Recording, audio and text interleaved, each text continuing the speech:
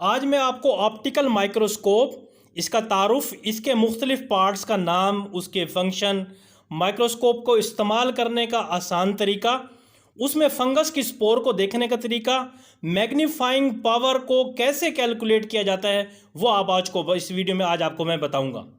अस्सलाम वालेकुम दोस्तों, मैं हूं आपका मेज़बान मोहम्मद अब्बास और आप देख रहे हैं प्लांट ग्रो इंटरनेशनल।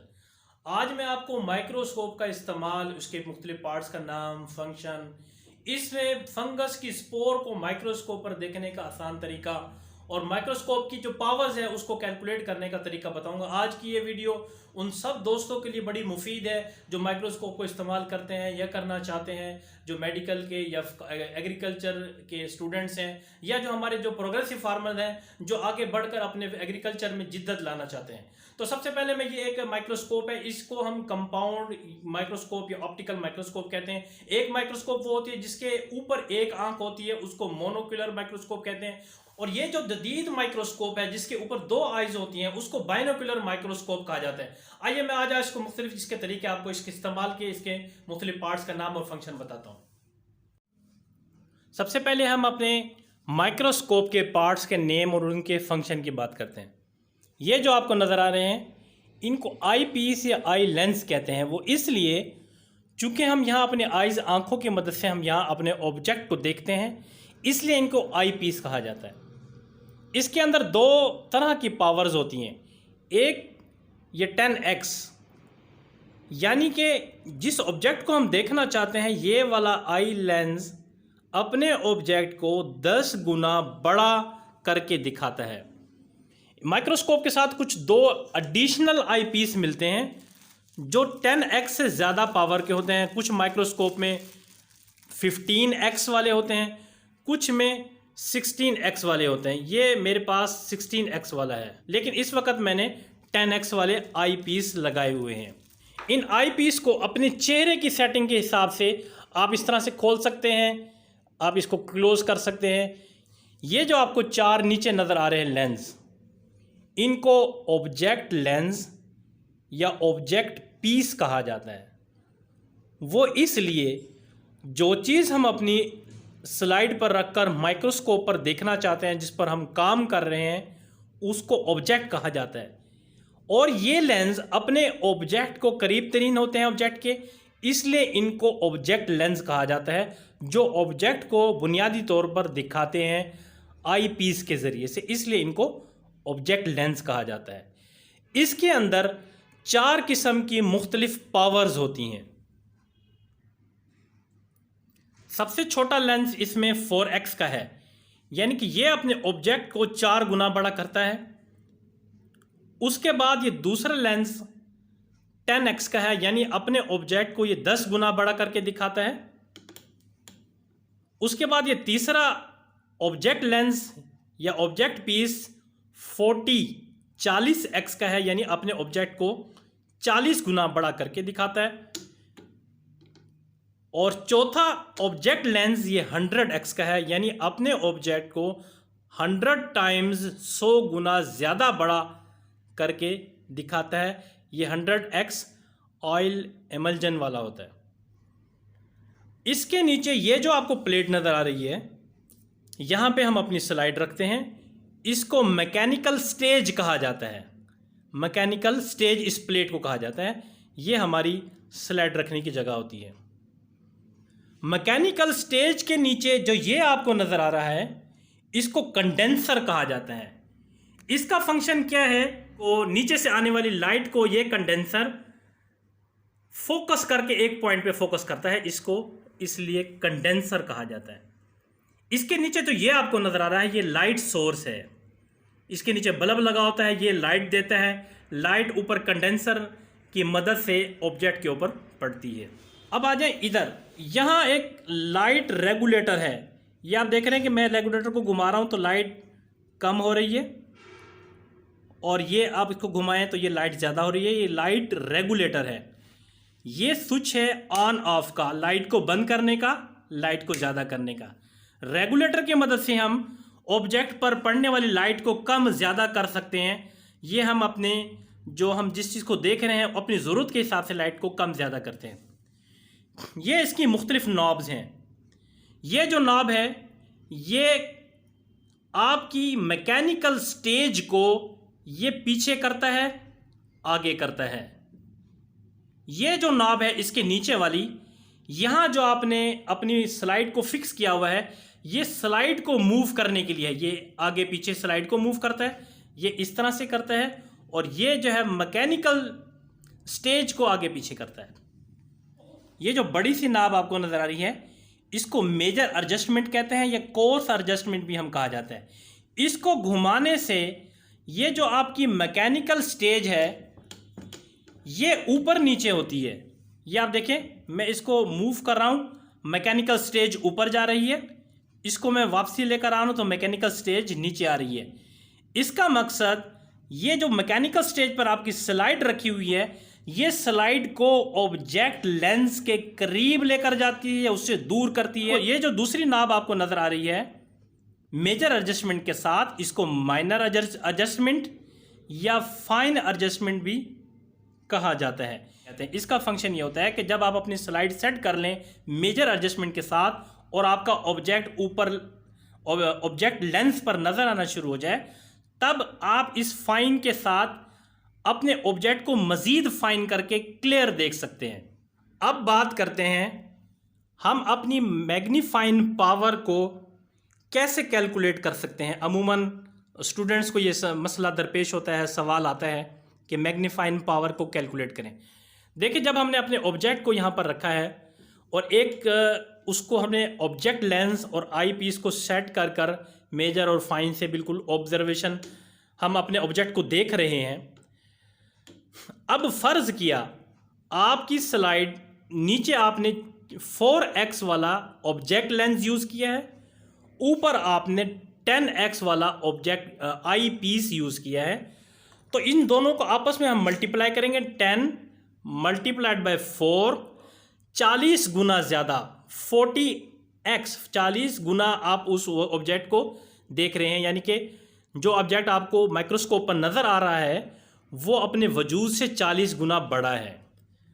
अगर नीचे आपने ऑब्जेक्ट लेंस 10 वाला यूज़ किया है, 10 वाला, और ऊपर भी आपने 10x को यूज़ किया है, तो दोनों को पावर्स को हम आपस में मल्टीप्लाई करेंगे तो 10 इंटू 10 100 मैग्नीफाइंग पावर आपकी आ जाएगी।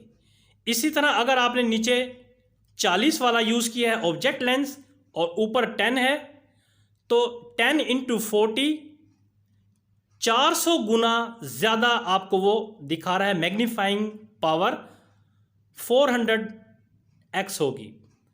और अगर आपने नीचे ऑब्जेक्ट लेंस को 100 वाला आपने यूज़ किया है, ऊपर आपके पास 10x पावर है आई पीस में, तो 100 इंटू 10 1000 टाइम्स मोर, यानी कि 1000 गुना ज़्यादा बड़ा आपको ऑब्जेक्ट लेंस में ऑब्जेक्ट नज़र आ रहा है।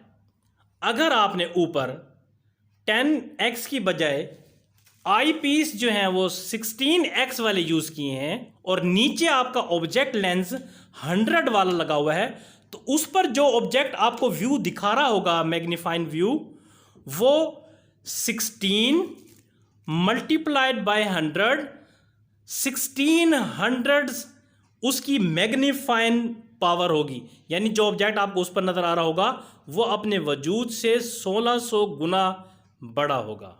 अब मैं आपको इस माइक्रोस्कोप का इस्तेमाल बताऊंगा। सबसे पहले आपने एक स्लाइड लेनी है।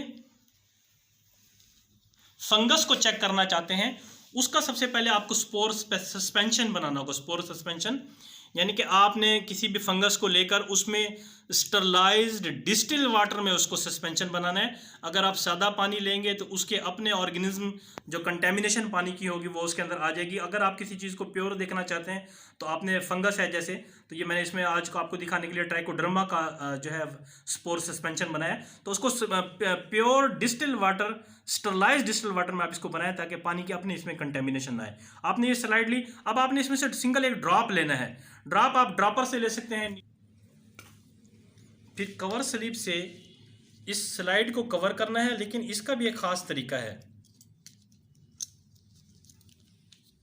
कवर स्लिप को कभी भी आप स्लाइड के इस तरह ऊपर से ना फेंकें, इससे क्या होगा कि जो आपका लिक्विड है वो एकदम फैल के बाहर आ सकता है और बबल्स भी बन सकती हैं। इसका तरीका सिंपल सा ये है, स्लाइड को एक साइड से आप रखें और एक साइड से रखकर आप इसको रख दें, ताकि साइड से जब आप एक साइड से रखकर उसको फैलाएंगे तो जो भी एयर होगी, जो बबल बनने का सोर्स है, वो एयर एक साइड से बाहर निकल जाएगी। सबसे पहले आप इसको 10 पर एडजस्ट कर लें। 10 वाला ऑब्जेक्ट पीस सामने रखें, अपनी स्लाइड को कवर स्लिप लगाकर यहाँ पर आप इसको फंसा दें और पहले स्लाइड को आप एडजस्ट करें कि जो आपने ऑब्जेक्ट रखा है वो इस लाइट के बिल्कुल सेंटर में आ जाए। 10 वाली आपने ऑब्जेक्ट यूज़ किया, ऑब्जेक्ट पीस स्लाइड को बिल्कुल लाइट पर ले आए। अब आपने आई पीस में देखना है और मेजर से एडजस्टमेंट करनी है वहाँ तक जहाँ आपकी स्लाइड पर जो ऑब्जेक्ट है वो नज़र आना शुरू हो जाए, उसके बाद आपने फाइन वाला यूज़ करना है। ये 10 वाला मैंने ऑब्जेक्ट पीस यूज़ किया है और मेजर से एडजस्टमेंट किए, यहाँ पर मेरी स्लाइड नज़र आनी शुरू हो गई है। अब मैं इसको नहीं छेड़ूंगा, इससे मज़ीद फाइन मैं करूँगा ताकि मेरे जो ऑब्जेक्ट है मोर फाइन हो जाए। ये मैंने पहले मेजर से इसको सेट किया है, फिर मैंने इसको मज़ीद फाइन किया है, तो ये छोटी छोटी स्पोर्स नज़र आ रही हैं, ये फंगस की स्पोर नज़र आ रही। लेकिन अब आपने क्या करना है, पहले आपने 10 वाले ऑब्जेक्ट पीस पर अपनी स्लाइड सेट कर मेजर और फाइन से एडजस्टमेंट कर लेनी है। अब आपने क्या करना है, हम इन्हीं स्पोर्स को और ज़्यादा बड़ा देखना चाहते हैं। पहले आपने उसको 10 पर सेट किया है, अब आपने मेजर ये जो मेजर है इसको नहीं छेड़ना, स्लाइड यहीं रहेगी, मेजर यहीं सेट रहेगा। अब आपने इसको 10 वाले को 40 पर लेकर जाना है, मेजर को नहीं छेड़ना। 10 पे सेट करने के बाद आप इसको 40 पर ऑब्जेक्ट ले जाएंगे। अब आप मेजर नहीं छेड़ेंगे, फाइन से मजीद फाइन करेंगे, आपको मजीद बड़ा होता हुआ नजर आएगा।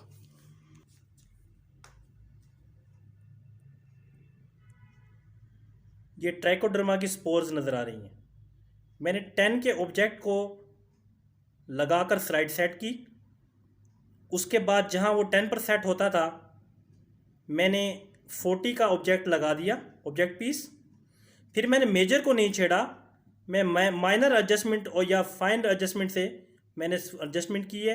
ये ट्राइकोडर्मा की स्पोर्स जो आपको एग्स की शक्ल में नज़र आ रही हैं, ये ट्राइकोडर्मा की स्पोर्स हैं। वरना जो लोग डायरेक्ट 40 का या 100 का ऑब्जेक्ट इस्तेमाल करते हैं वो और फिर मेजर को छेड़ते हैं, अमूमन वो अपनी स्लाइड्स को तोड़ लेते हैं। ऐसी सूरत में सिर्फ स्लाइड का नुकसान नहीं होता बल्कि उसके जो स्क्रैचेस हैं वो आपके ऑब्जेक्ट पीस के लेंस पर लग जाते हैं और वो लेंस को ख़राब कर देता है। अब बात करते हैं माइक्रोस्कोप के सफाई की। देखिए, जब आपको लेंस को साफ़ करना हो तो किसी और मटेरियल से या पानी से साफ़ ना करें, किसी सॉफ्ट कपड़े या टिश्यू पर लेंस क्लियर एक लिक्विड मिलता है, वो टिश्यू पर या सॉफ्ट कपड़े पर लगाकर आप अपने माइक्रोस्कोप के लेंस को साफ़ कर लें। एक बात का और ख्याल रखें कि जब भी आपको अपनी माइक्रोस्कोप इस्तेमाल आपने कर ली है, बंद करनी है, सबसे पहले आप अपनी स्लाइड को निकाल लें। अपनी स्लाइड को निकाल कर एक साइड पर रख दें, लाइट को पावर ऑफ कर दें और ये जो आपका ऑब्जेक्ट पीस है सबसे छोटे पर लाकर आप इसको यहाँ पर छोड़ दें और मेजर को आप नीचे ले जाएं और इसकी प्लग निकाल कर आपके जो कवर्स हों माइक्रोस्कोप को उससे आप कवर कर दें, ताकि आपके ऑब्जेक्ट लेंस के ऊपर मट्टी या कोई ऐसी डस्ट आपके लेंस को ख़राब ना करे। और अब फिर उसके बाद अपनी माइक्रोस्कोप को, इसका अगर कोई बॉक्स है, वुडन बॉक्स है या कैबिनेट है, आप उसमें सेफली आप उसको रख दें। मुझे उम्मीद है कि आज की वीडियो आपके लिए बहुत मुफीद होगी, हेल्पफुल होगी और आपको बहुत पसंद आई होगी।